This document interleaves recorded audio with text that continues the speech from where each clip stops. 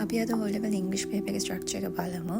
ඒකේ කොටස් දෙකක් තියෙනවා. පේපර්ස් දෙකක් තියෙනවා. ෆස්ට් පේපර් එකයි සෙකන්ඩ් පේපර් එකයි.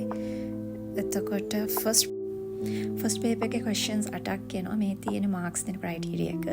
සෙකන්ඩ් පේපර් එකේ questions 8ක් එනවා. මේ තියෙන මාක්ස් දෙන ක්‍රයිටීරියා එක. ඉංග්‍රීසි පේපර් එකේ ෆස්ට් question එක අපි ඊළඟ වීඩියෝ එකකින් ඩිස්කස් කරමු. Thank you.